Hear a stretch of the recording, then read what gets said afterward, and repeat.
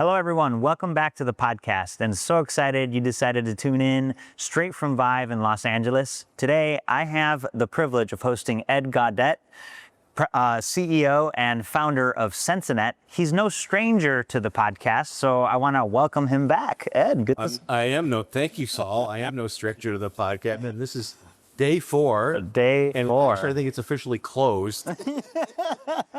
I haven't seen you in 4 days. I feel like I'm missing a limb or something. Yes. Usually we're, tied to the hip at these events, but you've been up here and I've been down one floor below you, I guess. Yeah. And what a crazy week. It has been crazy. Yeah. It has been crazy. It's been good though. I mean, a lot of good, meaningful conversations. I feel like AI, last year it was more theoretical, more excitement around the possibilities, more about a couple of real use cases. Ambient listening was one of them, right? This year, I feel like it's much more practical, much more about, okay, we've implemented those use cases. They're successful. We're getting real value, great outcomes. Let's now push further with AI implementation. So yeah, I really feel like it's gaining momentum in healthcare. I agree. And so let's just kind of pause for a second. And for those that may not be familiar with you, tell them a little bit about you and Censinet. Yeah, sure. Just to kick things off. So I'm Ed Gaudet. I'm the CEO, founder of Censinet.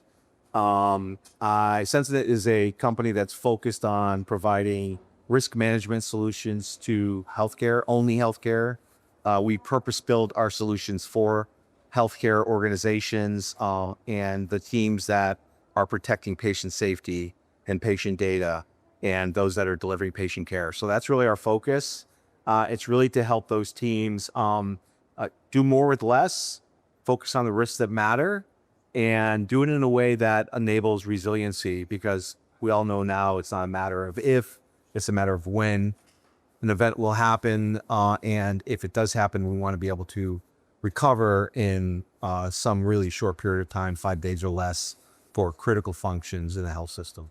Yeah, and Ed, thank you for that level set. And you put out a release on your GRC and AI work, but also 200 episodes of the Rest Never Sleep. So just kind of give us an update on that news. We put out 4 releases. Yeah, man. We did a sort of a preview release, which was more about the benchmarking study. So annually we offer a free benchmarking study to the industry.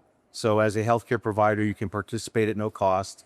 And really it's an ability for you to understand where you are in your cybersecurity and AI governance maturity. So your journey with those things, your coverage, mapped to different types of frameworks, right? And then how you're doing relevant to your peer group. So you get some really interesting peer benchmarks that you can use internally to communicate progress. It's really interesting what they use the benchmarking study data for. They can use it to provide proof of coverage and program maturity to their cyber insurers, so they can get better coverage and they can get better rates, better premiums. And then they also do it for bond rating services. So as they're looking for capital improvements, capital budgets, they can get those at low rates, which again is sort of mapping their bond rating, where they are from a bond rating perspective. So anyway, it's pretty exciting. And then Monday we announced a couple of new products. So first and foremost, we have innovated in this area called systemic risk, which is really taking the notion of third-party risk and enterprise risk management and up-leveling it, providing an ontology of data that maps your vendors and products to your business processes across your organization, right? For many years, we've dealt with cybersecurity as a silo, and now it's horizontal, it's everywhere. It touches every single application, every single business process, right? Device, everything. Everybody relies on technology to do their jobs these days, right? So we have to take a horizontal approach, and then we have to map those business processes to the critical functions in our organization. Those functions that if we lose them for whatever reason, the EHR, billing, being able to get reimbursements, right? So we can generate revenue and pay people, right? Those things, and there's 17 critical functions that have been defined by the Health Sector Coordinating Council. And so we've taken that map and put it into the product basically. So we made some announcements there, which is pretty cool. Again, if you're on the front lines, delivering patient care, protecting patient safety, check that capability out, because I think it's going to make your life a lot easier. And then we announced our vision and our first products for something we're calling Censinet GRC AI. And it's based on the ability to create an agentic framework, right? So we're having these agents now that are solving areas of GRC that, again, have been managed either as a silo or as a passive document, capture and retention exercise, and making that insight that we're gathering through the agents much more actionable. So the agents can start to see things across different areas of governance. And we have 7 different agents. So one is a supply chain and vendor risk management agent, and that's available today. And that looks at and can do the job of assessors end to end, or we can have a human in the loop based on, where our customers are in their journey with AI and agent adoption, right? Some want to go all the way with autonomy, and some want to be a little more cautious, and we can accommodate both scenarios there. And then taking the data across those different agents and correlating it, right? So, for example, you might have a vendor that all of a sudden is asked to change their payment terms from net 30 to net 15. Independent of other data, it may not be, okay, well, they want to get paid sooner. We can do that. We can accommodate them. They've been a great customer, a partner of ours. We've been, they're strategic to us. We'll accommodate them. But we may also see that some of the information, some of the capabilities that vendor has been providing to us have degraded in some way, right? And so maybe another area of the organization is focused on that aspect of the output, and they see that, but they haven't correlated with the payment change, right? And so this could signal, we could start to see maybe this customer is becoming insolvent. This vendor is becoming insolvent. And as a customer, obviously they're critical to our ability to function.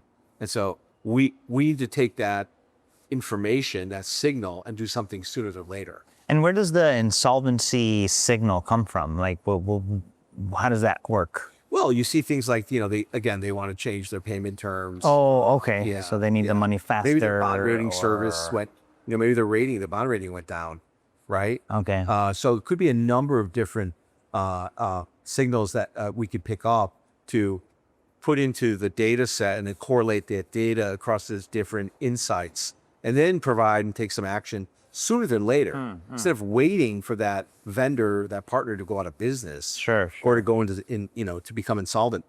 We could actually get ahead of that and maybe execute on an alternative vendor or supplier strategy that we might have. Sure. So building those things in place up front, because again, the idea there is become resilient, right? So you can deal with these things. Doesn't mean like, not work with that particular vendor, but also if it's a critical vendor and it's a critical vendor that serves a critical function, ensure that you aren't doing things like exclusivity clauses in your contracts. So, which means that you can't work with other vendors, right? They're going to give you some type of rate, but for that they want exclusivity.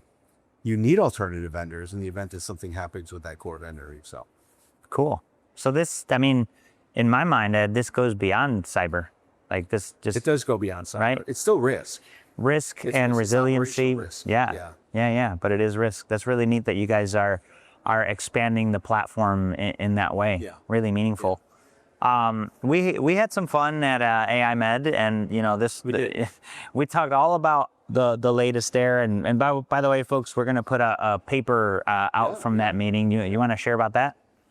Well, I just think we had so many great conversations with people at AI Med. And AI Med is different than Vibe in so much that it's much more of an academic event where you have thought leaders on the topic that are really pushing the envelope in terms of where AI is going to be over the next couple of years. And I mean, we're dealing with the here and now, but we're also looking out, 24 months or later to where AI could take us as an industry. And then what do we need to put in place from an infrastructure, from a personnel, from an operational perspective, policies, procedures, et cetera, to be able to be ready for it when it does get to a place where we can start to adopt it at scale. Yeah, there's some really good stuff in there, guys. You saw the series, you heard the series that we did out there. It was a lot of fun and some good outputs that you'll be able to take from that report. Ed, really appreciate you jumping on again. Is there any closing thought you want to leave our viewers with as they think about what the next steps are after the conference and they get back to work? Yeah, so I've been talking to a lot of folks here at Vive over the last 4 days, and a common theme is, stay curious, dig into AI, regardless of what level. Don't be afraid of it. It's not going away. It may or may not take your job, but don't worry about that. Become educated about what it can do and what it can't do. Start to use it and apply it in your job today, and in your future role, because it's going to be here to stay. It's going to be part of our infrastructure. And, we're going to have to, as a society and as humans, evolve and adapt to it. Because, on one hand, it's going to make us better. On the other hand, there are risks involved with that journey. And so be aware of them, embrace them, understand them, but don't let them stop you from evolving and moving forward, because the train's left the station. It's not stopping.